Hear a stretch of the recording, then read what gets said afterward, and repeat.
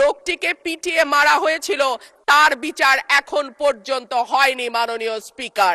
আজকে মাননীয় প্রধানমন্ত্রীও একই ধরনের কথা বলেছেন।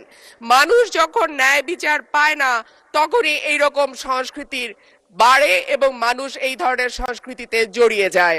মাননীয় স্পিকার, আপনাকে ধন্যবাদ। মাননীয় স্পিকার, বিশ্বের বিভিন্ন দেশে নানান রকম সংস্কৃতি থাকে। নাচের সংস্কৃতি, গানের সংস্কৃতি, অভিনয়ের সংস্কৃতি, কবিতার সংস্কৃতি।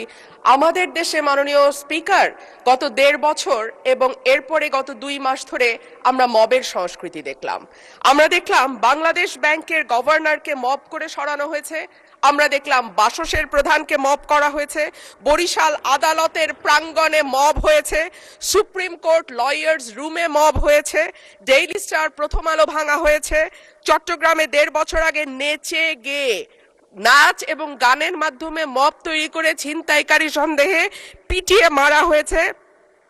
কুষ্টিয়ায় একজন কথিত পীরকে পিটিয়ে মারা হয়েছে কিছুদিন আগে। মাননীয় স্পিকার, আমাদের সম্মানিত মাননীয় স্বরাষ্ট্রমন্ত্রী আজকে উপস্থিত আছেন। উনি একবার না, দুইবার না, কয়েক দফা আমাদেরকে আশ্বস্ত করেছিলেন বাংলাদেশে আর মবের কালচার হবে না। উনি আমাদেরকে আশ্বস্ত করেছিলেন বাংলাদেশে বিচারহীনতার সংস্কৃতি হবে না। উনি আশ্বস্ত করেছিলেন বাংলাদেশের মানুষ ন্যায় বিচার পাবে। কিন্তু আমরা দেখলাম একটির পর একটি জায়গায় মবের ঘটনা ঘটেই চলেছে। আজকে আমাদের স্বরাষ্ট্রমন্ত্রী উপস্থিত আছেন। আমি ওনার দৃষ্টি আকর্ষণ করে বলি, আজকে মাননীয় প্রধানমন্ত্রীও একই ধরনের কথা বলেছেন। মানুষ যখন ন্যায় বিচার পায় না তখনই এইরকম সংস্কৃতির বাড়ে এবং মানুষ এই ধরনের সংস্কৃতিতে জড়িয়ে যায়।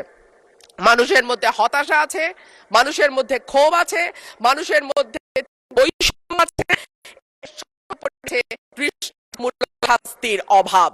গত ১.৫ বছর চট্টগ্রামে করে যেই লোকটিকে পিটিয়ে মারা হয়েছিল তার বিচার এখন পর্যন্ত হয়নি মাননীয় স্পিকার। এবং ধন্যবাদ মাননীয় সদস্য।